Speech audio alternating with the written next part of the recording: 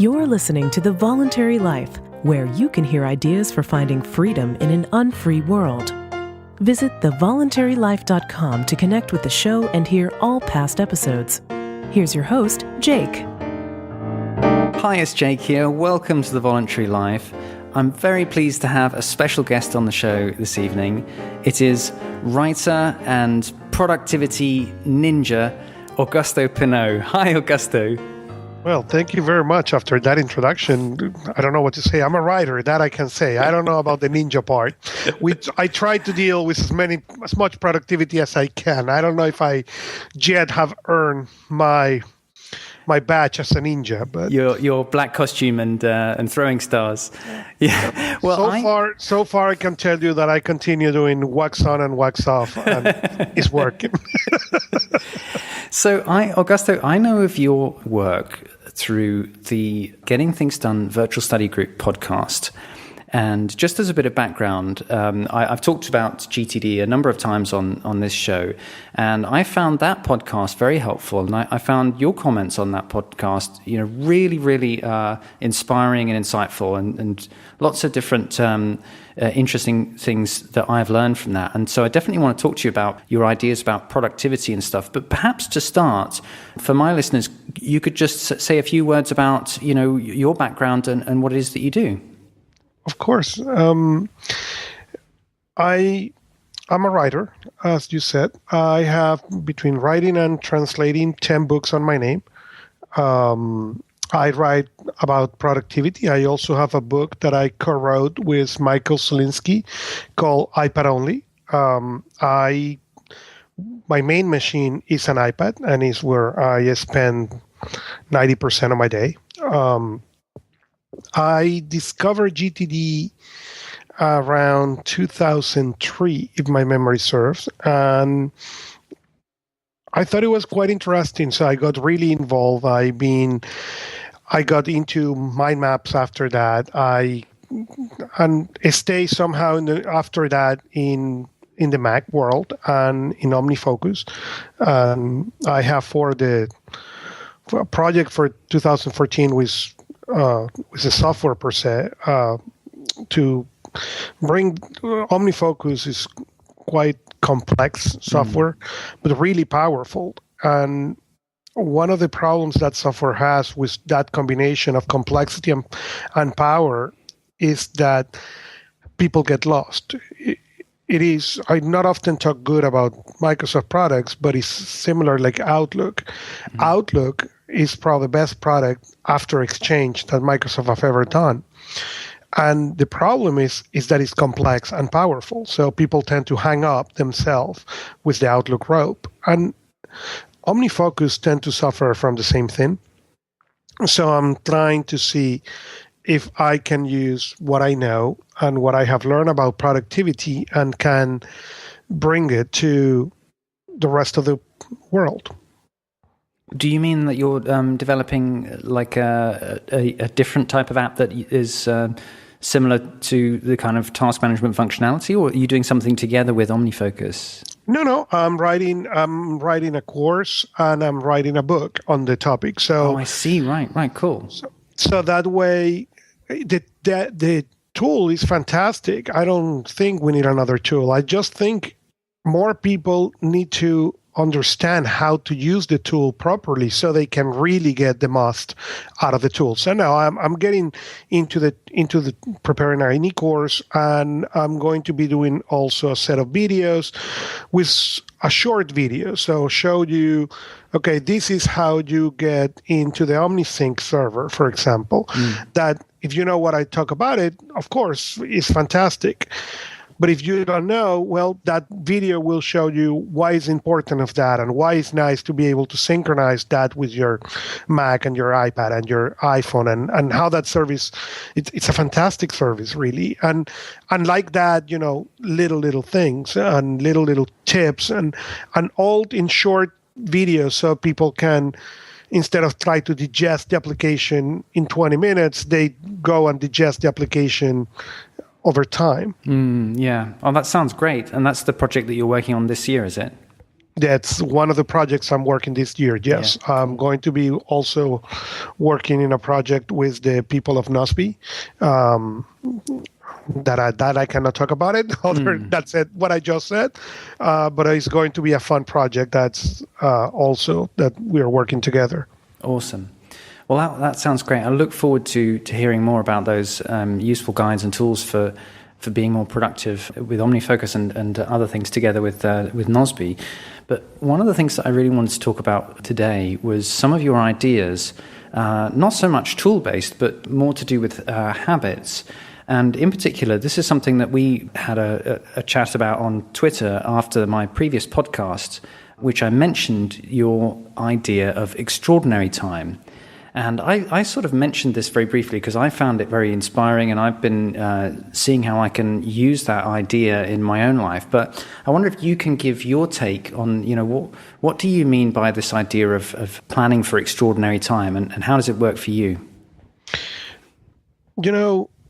We, all of us, are so connected and so busy and so doing this and doing that and trying to move faster than what we can really move, that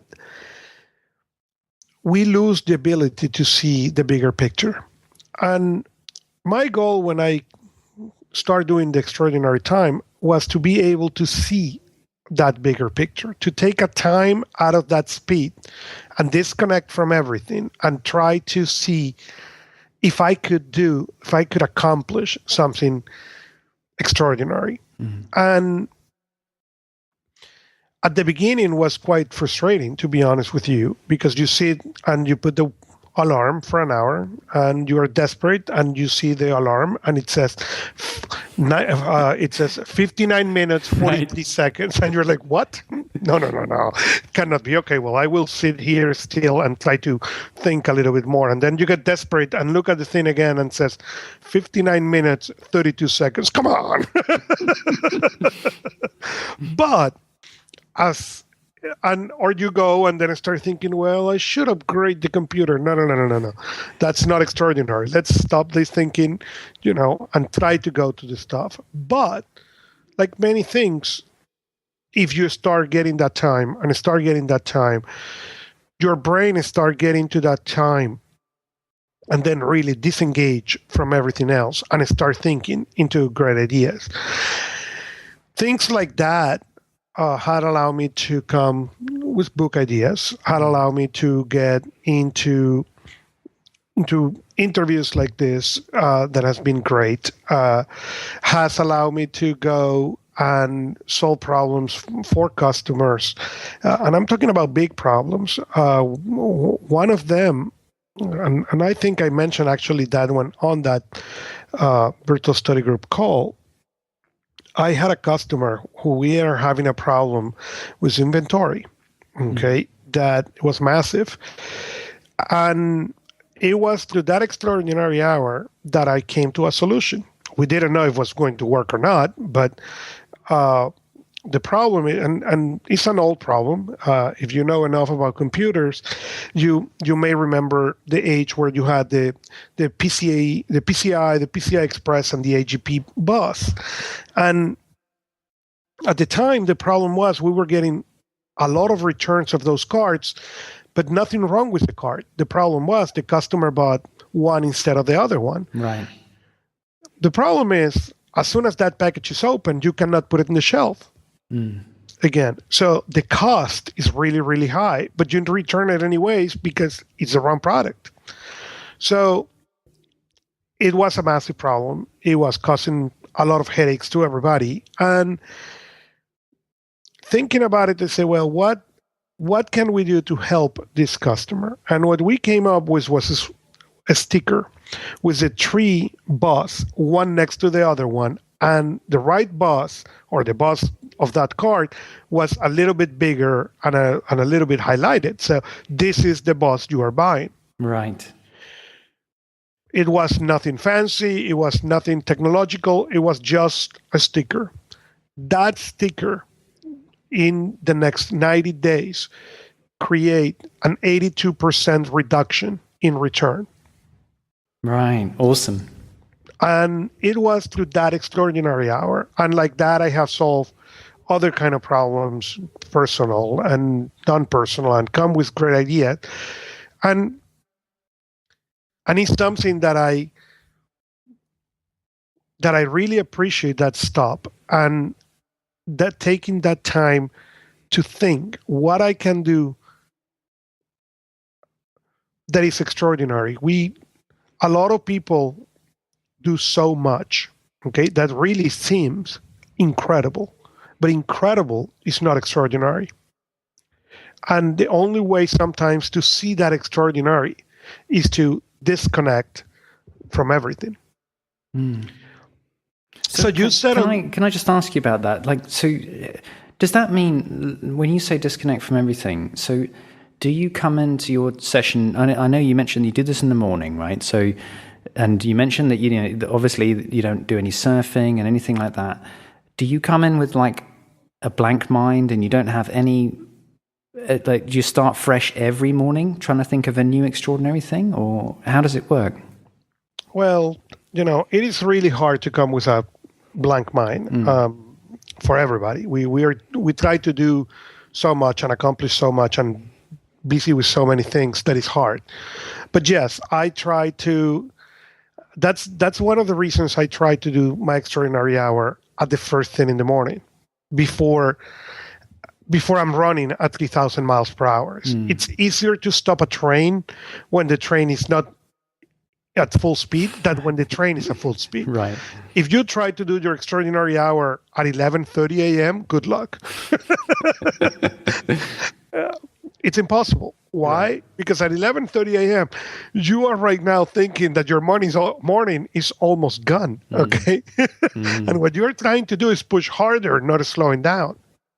But if instead of that, you wake up a little bit early, okay, and do that time then it's much easier to slow down a little bit when you are just starting to move than when you are full movement. Since that podcast or that show happened, I have now 2 kids that have, well, let's say, add complexity to that equation. And one of the things I learned was I wake up at 4 a.m. And the reason I wake up at 4 a.m. is because nobody's up. And nobody's up, well, there is two factors. Number one, the number of distractions you're going to get at 4 a.m., trust me, are less. You are not going to open Twitter at 4 a.m. to see what happened the night before. But at the same time, the house is quiet, okay? Everything is quiet, and it's much easier to engage into things like the extraordinary hour. It's much easier to engage in significant work. It's much easier to engage on those things that really need your attention, your calm, your focus, than when you try to do the same thing, let's say at 6 p.m. The other thing I have learned with the 4 a.m. is I could do the same at 10 or 11 when everybody goes to sleep. The problem is at 11 p.m. or at 10 p.m., I'm toasted. I'm tired. Yeah. I have been all day pushing, working, busy.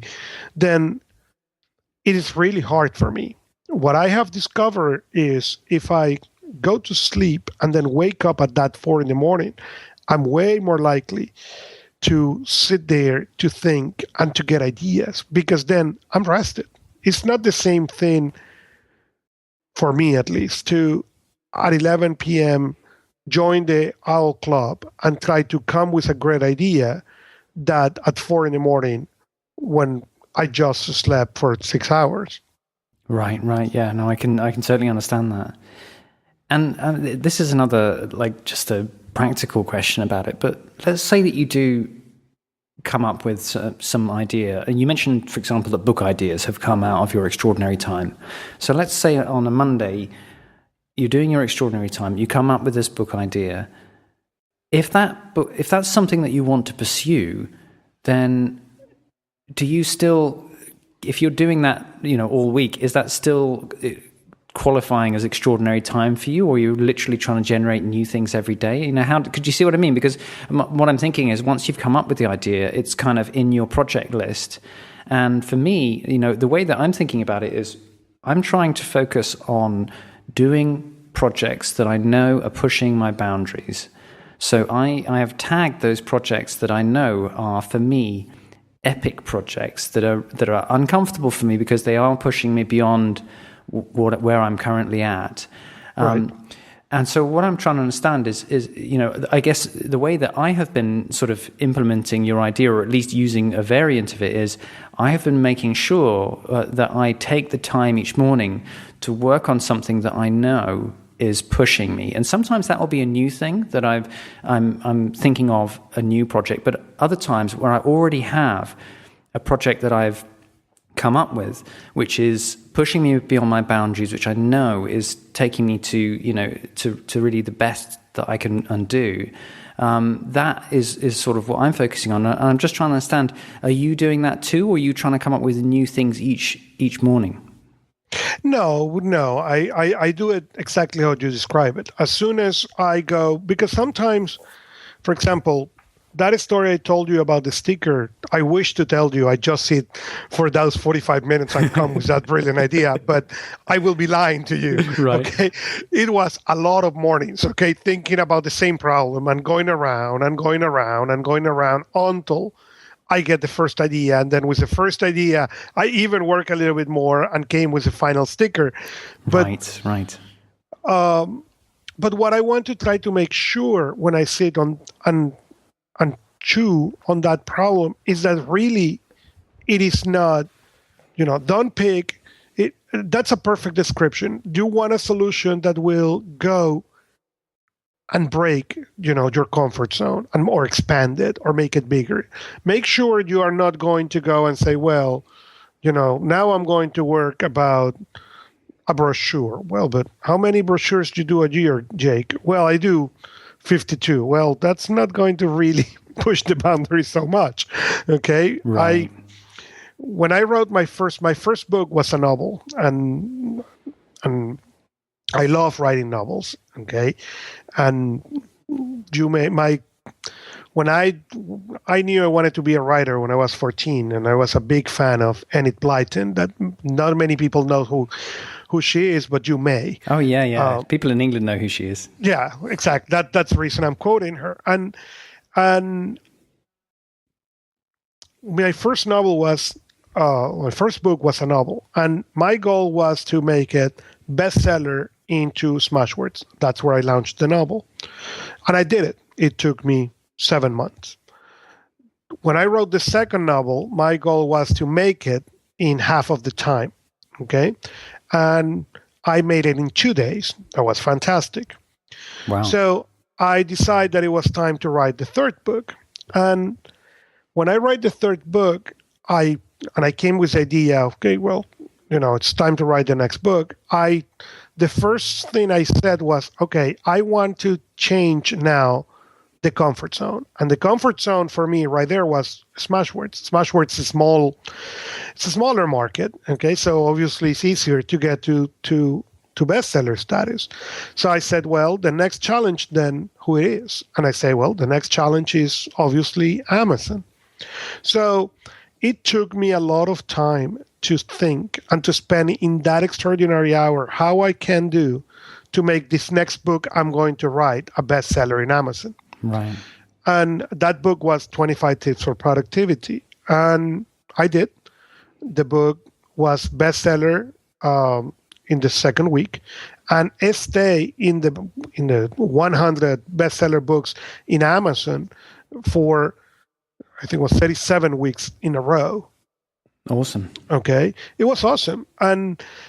But it was not that I sit one morning and say, well, let's come with the marketing proposal. I wish to tell you it was like that, but it was really a lot of those extraordinary hours on thinking how I can make this book extraordinary. That book even, I translated. His book is available in Spanish.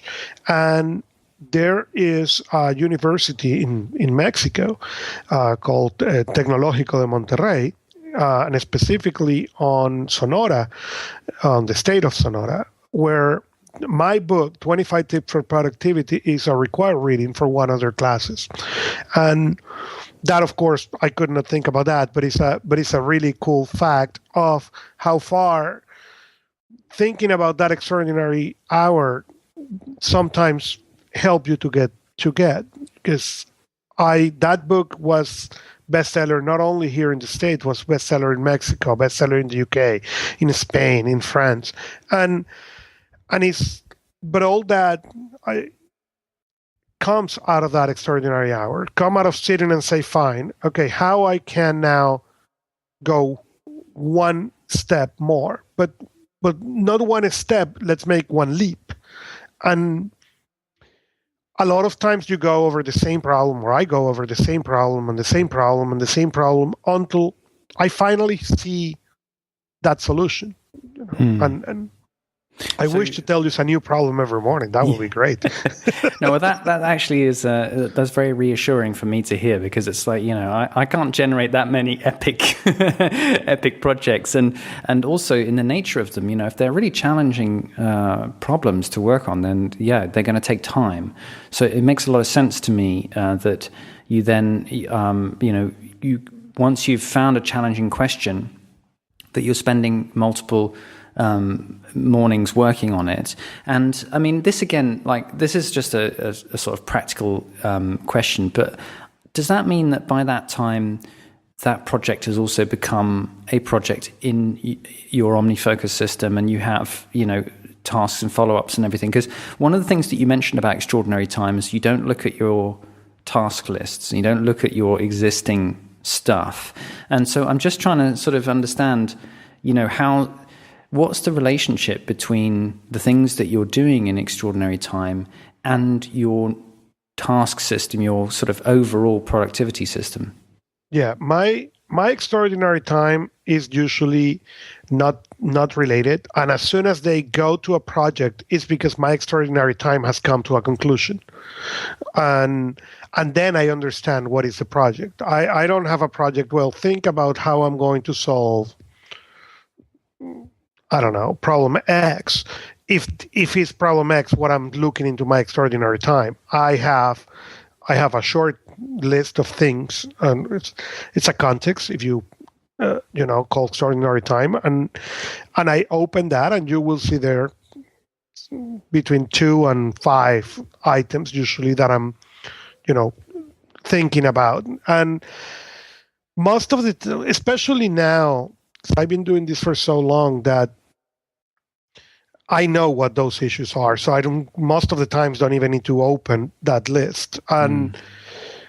But if I wake up in the morning and I'm going to go to my Extraordinary Time and I'm really blank, or I start going, into little things that have nothing to do with being extraordinary, then I go and look for the list and look specifically for that. But I don't check anything else. There is no projects yet, because as soon as it's actionable, then that's a project. But this is the moment. The extraordinary hour is not to be actionable. It's not necessarily as much as we wish to move fast. It's to find an extraordinary solution. I think I understand. Sorry to interrupt, but just to make sure, to see if I get where you're coming from. So the idea then is that the Extraordinary Time is really trying to answer a question in a really novel, or trying to find a new way forward on something. But once it becomes actionable, then it's no longer extraordinary for you and just like a run-of-the-mill project that you need to get finished. And so I imagine, and I don't know if this is the case, but let's take your sticker example. So I presume that the Extraordinary Time is coming up with a sticker idea, but all of the phoning around and working out how to get stickers produced and suggesting it to the client and all that kind of stuff, that then just becomes a project and moves out of that sacred hour in the morning. Is that right?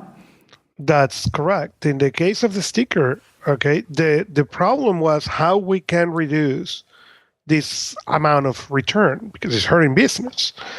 And as soon as I came with the idea, well, how about we put a sticker, and the sticker with the bus? That was the idea.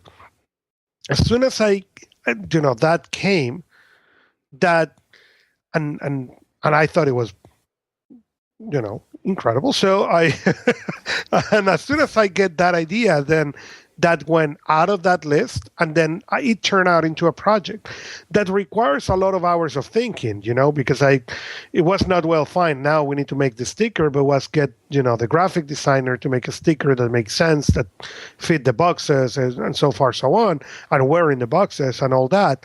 But as all those things do, how develop the sticker, get to the designer to do this, figure out how we're going to put in the stickers, all that's really actionable. The moment that extraordinary ends is the moment you get now the tangible idea. Right. So for example, if I tell you about the book, okay, well, I wanted to, what I can do to be different to bring this book out. As soon as I understood what my book was going to be, that was not extraordinary anymore. Then it's just a question of actually writing it, which is, in a sense, just turning the handle and cranking it out, so to speak. Well, it's not that easy, but what I mean is not extraordinary, is now it's a project. Yes. And as a project, now it's really one of those next actions is find time to do the outline. But do the outline has nothing to do with your extraordinary hour. So if I may, I know you had a business sometime in your life and you sold it, okay? You make that decision to sell the business. Fine. Come to the decision to sell the business is extraordinary, okay? Because it requires you to think about a lot of implications and why you were going to sell the business, what you were going to do, and all that. But the day you wake up on doing that extraordinary hour and say, I'm selling this business, that decision is not extraordinary anymore. Yes. Now, if you were going to find who was going to pay for the business, how you were going to do, what you were going to do with all that, with the money you were going to get for the business, and all that sequence of things that came after were not extraordinary. All that was a project. The extraordinary part was discover that business was not in the line to what you wanted to do in the next years. Yes, yeah, that totally makes sense. I think I would say, just thinking about the process, there was also, in my experience with selling the business, there was a question of like, how are we going to sell this business? What is in it? It's a bit like what you were saying about what is going to make your book of 25 productivity tips, what is going to make that a bestseller, and what is going to make that special and different. For me, the question was, what is going to make my business one that is going to be sellable and is going to want to be bought? What do we need to put in place? But once we had those, once I knew what we needed to do in order to make it possible, then you're right. Then it's actionable, and then there's a lot of work to be done and things to follow through. But I have a much better understanding of how you're defining this extraordinary phase and the as opposed to just getting on with the work. That makes total sense to me. Yeah, that's really helpful. Yeah, it is, and that's where that extraordinary hour, you need to be really careful that you don't transform that hour into thinking for your actions. Right. Because that's not the objective. Then if you discover, using your example of selling the company, okay, what you needed to do? You may come to the next action and say, I need to block 3 hours a week to really get all this project moving. That's fine, but that's not extraordinary anymore. Yes, yeah, absolutely. Yeah, that makes total sense. And just out of interest, where did this idea come from? How did you come to this? That idea was, I don't remember right now if it came from a book from Michael Bunke-Stanier or from something he said. I know it came from him. That much I remember, but I don't remember if he wrote it somewhere in a blog post or in a book or in an interview. And he mentioned about that he tries to take time to do. He said that the problem is a lot of people is focusing doing good a lot of time doing good and not enough time doing extraordinary, or something on those lines. I'm paraphrasing, and it's been, some years since. Yes. So I may be even quoting him totally wrong, but that's what I remember. And when he said that, and people don't take time to think about extraordinary because they are too busy doing good. Yes. Now, he wrote the book. I haven't read it, but it sounds very interesting. Do More Great Work. That's the book that he wrote, right? That's the book he wrote, yes. Yeah. And it may have been on that book, and I honestly can... I don't remember if it was from that book that I get it, or it was, again, something he said. Yeah. But it came from him. He was the one who put that seed. And I started doing it as an hour a week.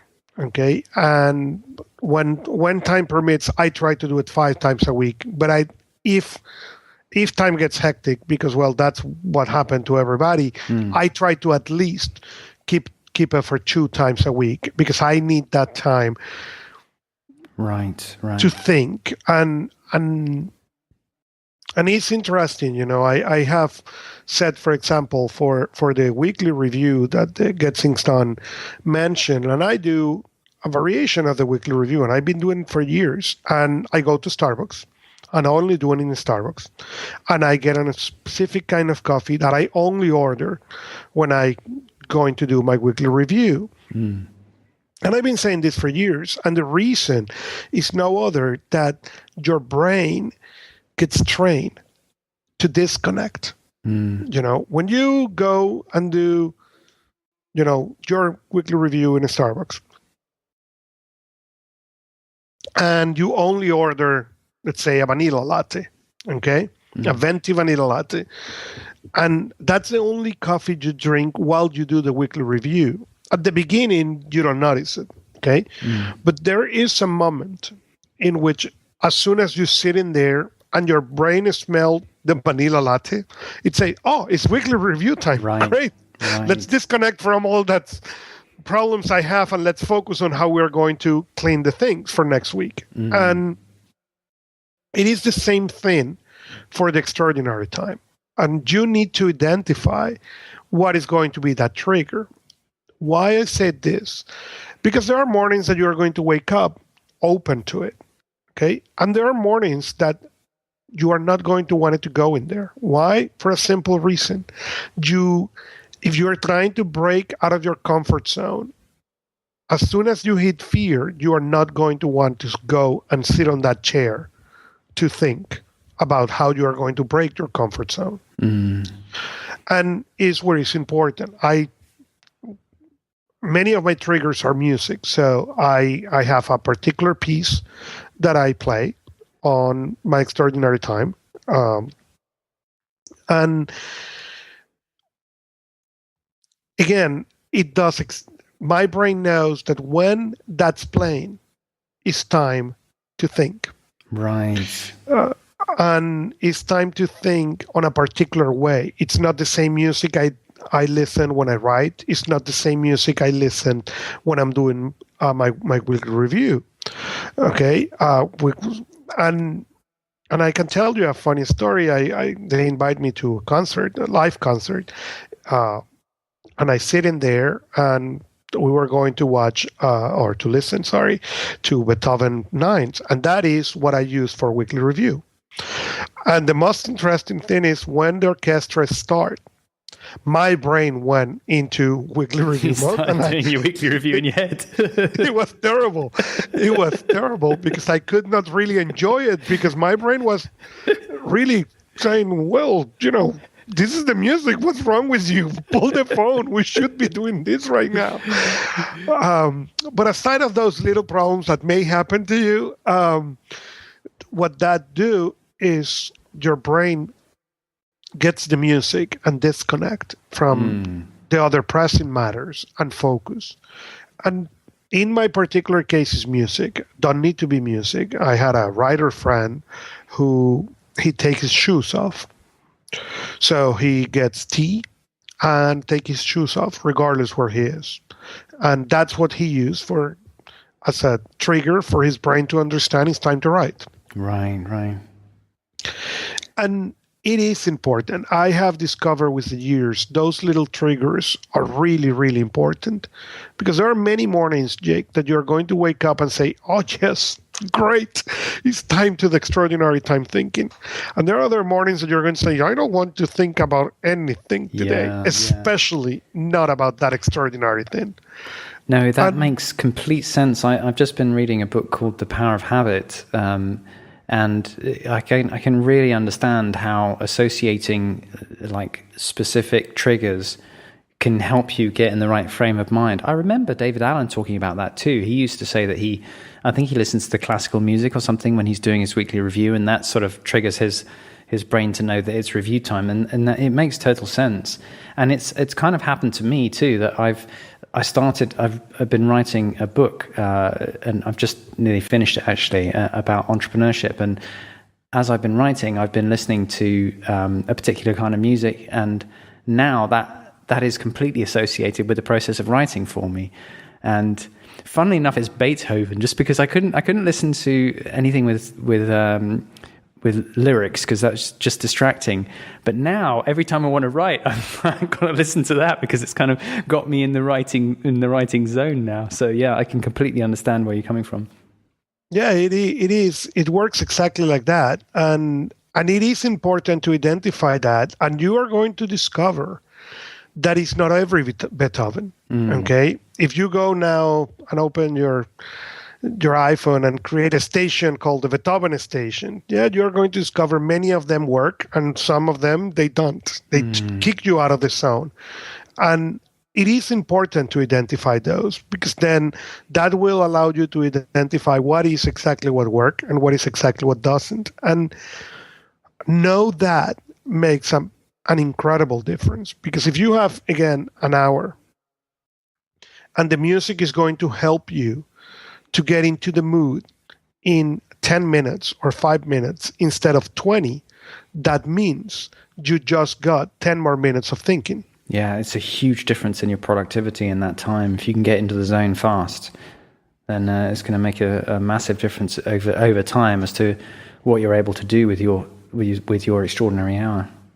That's correct. And your extraordinary hour, as well as the writing, as well as, those kind of things. I doesn't matter what you do. I mean, if it's writing, every profession has their things that require a certain mood. And if you discover how to make yourself get into those moods faster, then you are going to be much more efficient. When I talk about context a lot, and I said that the first time I went out of the traditional context, I created a context called Excel. I was a sales manager at the time, and Excel was 50% of my day. And I discovered, I have it was 2003. So, I didn't know much about it, and I had a computer list, and the computer has everything done in the computer. That my day was a lot. And because I was overwhelmed, I decided to create this Excel context and put everything that needed to be done in Excel there. And what I discovered was that as soon as you open Excel, you get into a different kind of mind, okay? A mindset of how you're going to do. If you are able to put everything together, okay? So you do the 5 things you need to do in Excel at once. What happens is you need much less time, because you don't need to change the mindset of your brain. You can go one next, I'm done. If instead of that you have it in a computer list, and then you see, it's Excel, and the next one is in Word, and the other one is in PowerPoint, and I need to also update the drivers for the computer, what happens is your brain needs 5 different states of mind. Yeah, and you're thrashing between one and the other, and that takes a lot of processing power in your brain as well. It takes more than when people think it does. Totally. Well, I think that is really, really helpful, Augusto, and I want to respect your time, and also just to wrap up. I wonder if there's anything else for people who are interested in, doing more epic things and having the opportunity to do more extraordinary things. For people interested in adopting this idea, do you have any sort of final thoughts about other things to bear in mind? Just look for the triggers. Start small. You don't need to start with 5 hours a week. Most likely people don't have it yet. And start with half an hour a week. And learn to discover how good it tastes to discover. Be patient, because not on the first half an hour, you're not going to most likely get an extraordinary answer. But if you continue working into that, you eventually are going to get to starting to see those extraordinary moments, and they're really, really worth it. And they make worth to the point that you're going to start expanding that half an hour in an hour. And so also, I put my email in the notes. I'm more than happy to get contact by Twitter and by email. There's a page in Facebook for my books. And if there is any questions, anything that I can help, I'm more than happy. Awesome. It was such a pleasure talking to you, Augusto. Thanks so much for coming on the show. Thank you very much for having me. Thank you for listening to The Voluntary Life. If you have feedback about the show, please email jake@thevoluntarylife.com. If you enjoyed this program, please share the podcast with your friends or click the donate button on thevoluntarylife.com.